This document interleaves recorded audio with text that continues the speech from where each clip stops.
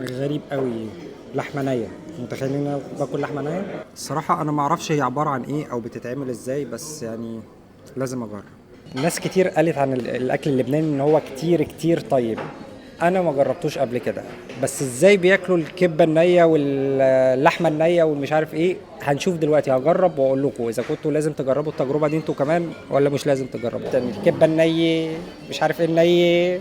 جينا بقى مطعم لبناني. والله. طيب يعني الكبه النيه نشوف صحن مشكل ني كده ايه اللي هيتم. الحاجات النيه الرومي. الرومي اخباره ايه؟ كبة وهبرة وكفتة. هذا ني مش مطبوخ. طب وحاجه مشكله؟ صحن بيجي لك كبة وهبرة أو كفتة وكبة، يعني صنفين. هات لنا حاجه مشكله. خلص أنا تفضلوا. حبيبي تسلم. العيش يا جماعه شكله لا حاجه على وضعها. العيش سخن، العيش سخن، عيش لبناني. العيش كله سخن لسه فريش، شكله مخبوز. وبما ان احنا بنتكلم عن مطعم لبناني فلازم اقول لكم التجربه كامله. ديكورات المطعم كاني قاعد في لبنان. بص الراجل ابو شنب ده دولي يا جدعان، دولي. اللي عرفته ان مطعم بعلبك دوت من ضمن المطاعم المشهوره جدا في لبنان، فهو له اعتقد ان ده الفرع برضه اللي موجود في الامارات هنا. انا جوعت، شكل العيش جوعني الصراحه. على وضعه بصراحه. نزلوا لنا حاجات غريبه. ده بصل اخضر، نعناع، بصل عادي، فجل باين، زيت زيتون، مايونيز او اسمها توميه عشان نبقى سوري بقى ولا لبناني. توميه، مخللات. الطبق ده فاضي مش عارف هنعمل فيه ايه، بس هنشوف.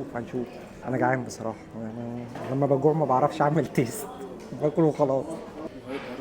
ايوه. البهارات دي المفروض بتتحط على اللحمه ولا على ده؟ الله. على اللحمه. اللحمة كل مثلا غير شكل البهار هذا. اها. الكلام الكبير هلا وصل. الكبه اكثر شيء بنحط لها مثلا فلفل اسود، فليفله حمراء. دي ايه اكثر شيء؟ دي إيه؟ هيدي كبه نيه. تمام. هيدي بسموها يا اما تابله او ملسه. ملسه. نعمه هبره، يعني هبره نيه. هبرة ولا نية. شيء غير هبره بس لحمه تمام. نيه. الاثنين بقى التوابل اللي بتتحط عليهم ايه؟ هلا الكبه اكثر شيء بيحط لها الفلفل الاسود قلت لك والفليفله الحمراء يعني. تمام. اوكي، اما هي بيبقى لها كل شيء تقريبا، الفلفل الابيض، كمونه، كل شيء بيبقى لها. شكل الكلام عالمي. صحيح. شكرا. زي الفل. يبقى نسمع كلامه. اول ما قال هنحط زيت زيتون على الكبه النيه. تقول لك كتير طيبه، كتير طيبه. والله العظيم لو في رشه عسل، ولا تقول لي زيت زيتون ولا بتاع. هو زيت الزيتون حلو بس العسل برضو كلامه عالي. والملسه المفروض ان انا احط لها توم. احط لها توم بقى ازاي؟ ادي التوميه. بسم الله. عايز اجرب الحاجات دي من غير عيش الاول واقول الطعم ايه، وبالعيش هتبقى احلى ولا ايه. نقول بسم الله كده. غريب قوي. لحمه نيه، متخيلين ان انا باكل لحمه نيه؟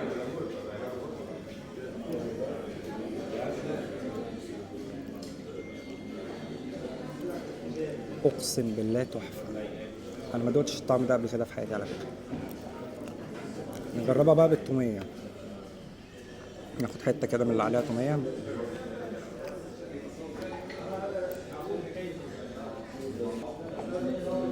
والله ما بجامل الكلام ده بحقه حقيقي.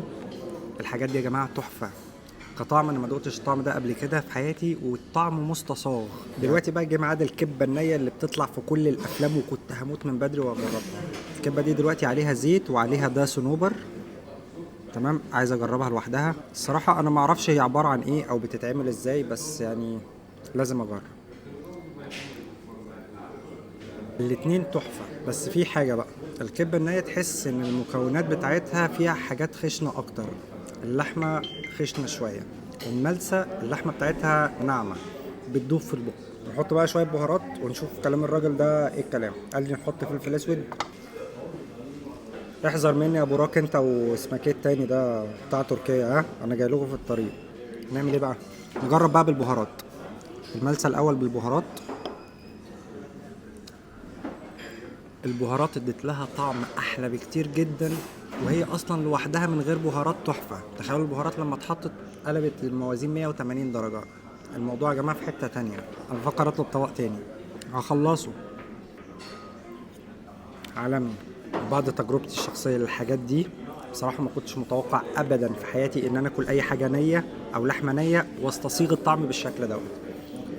بصراحة المطبخ اللبناني شابوه ليكوا يا جماعة، حاجاتكم تحفة وتستاهل ان انتوا تجربوها في مطاعم مختلفة بأذواق مختلفة.